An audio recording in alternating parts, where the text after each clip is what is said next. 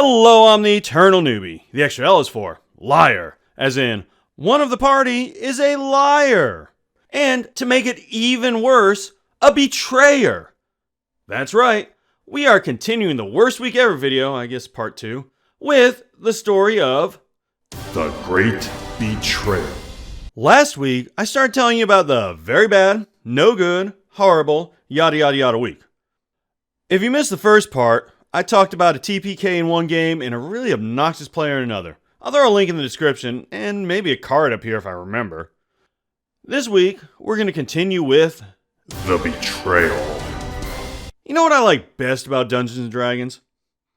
I do love how the wigs look. D&D has many great things, but on top of my list is teamwork. You have to trust the person you're going to war with has your back. Some characters, including some in the party I'm about to talk about, have other motivations. My guy Flood, he does not. To him, it's all about family. But what's real is family. Sure, there are other reasons parties can stay together, but Flood is having none of that. He's with these people because he likes them. This happened during my Eberron campaign. You know, the group with the guy who enjoyed the company of a giant bee, though probably won't be bringing that up much in the future. It all started when we sided with Merrick's Kenneth, the rich guy we'd been going against the entire campaign, like over a year. I did a video about it. I'll throw a link to that video in this video's description. When we sided with him and his creation forge, we went against the law. And that didn't sit well with one particular party member, Johnson. Soon as he can, Johnson goes running to the authorities and tattles on us. I wasn't there in character, but I imagine it went something like this. Okay, time to go betray the people that have kept me alive for months. But first the password so they know I'm really who I say I am. Ahem. I'm a big, ugly, smelly doo-doo head with questionable personal hygiene. We know. What do you want? I can't believe he says that every time. My group has just betrayed the law and joined Merrick's. Merrick's to Kenneth? Yeah. The same Merrick's to Kenneth whose picture is on your shirt with a big heart around him? Oh, yeah.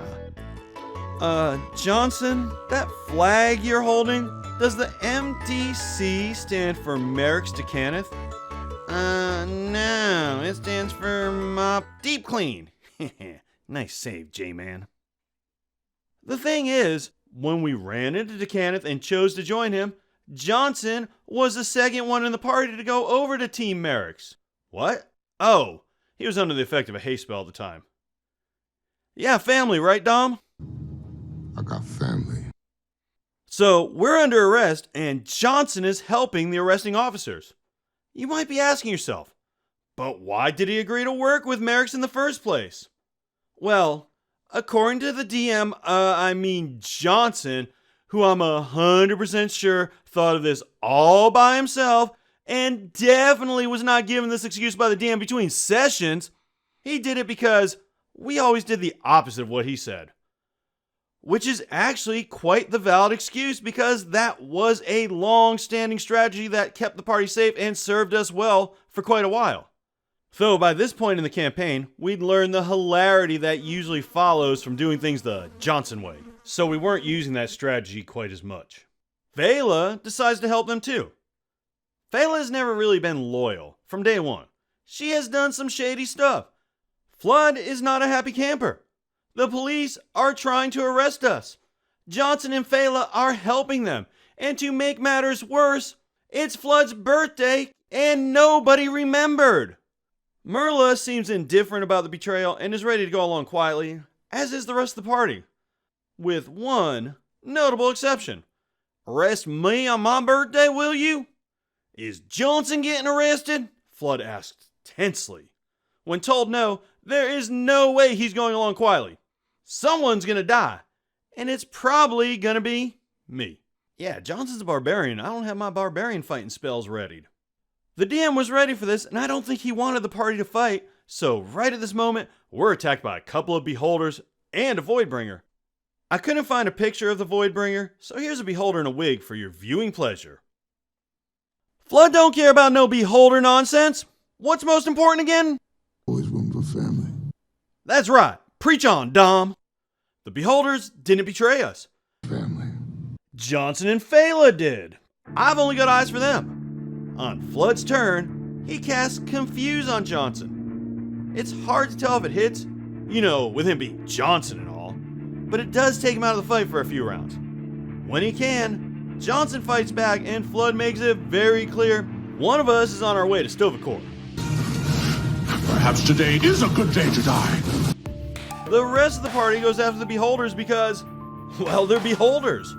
And even Flood took one turn away from his Johnson killing to ruin the Voidbringer's day. After the battle, Johnson is banished for the moment, but Merla, who's been the voice of reason, casts mass suggestion and tells us all to sit down and talk it out. Everyone fails their save, so we gotta talk. That's the end of that session. Fast forward an hour and a half, real time into the next session, and we're still trying to talk this out. All of us but Johnson are mass suggested to, I believe the exact words were, sit down and talk until everyone's happy, because he happened to be banished at the time the spell went off. Flood is like, cool, let's all kill Johnson, or just sit back and let me do it. Then you can arrest me. For some reason, the police don't agree with this happy compromise. Just can't please everyone, I reckon. We do eventually work it out because if we don't, it's going to be the most boring session in the history of D&D. And it leads to a fun police questioning scene for Flood. He ain't talking. And with his +10 to wisdom, charm, dominate, whatever, yeah, that's not going to work. They want to know about this creation forge. Flood talks about this tornado that carried his house to a mystic land where it landed on an evil witch. He even remarks how one of the police looks just like the leader of the Lollipop Guild. Then the head interrogator comes in and threatens soul torture. Soul torture. I follow the traveler, my guy. He's been drowning and stabbing my soul for years. What are you going to do to me? Then Flood tells him he's bad at his job. And since Flood is now under a zone of truth, it has to be true. I had a lot of fun with that one. Johnson and Fayla's players both end up re-rolling characters. I did offer because I wasn't working with them anymore, but it really was other members of the party too. Looking back, this was not as terrible as I thought at first. I may have taken it a bit personally because it made Flood look like an idiot for trusting Johnson in the first place. New Spotlight player idea.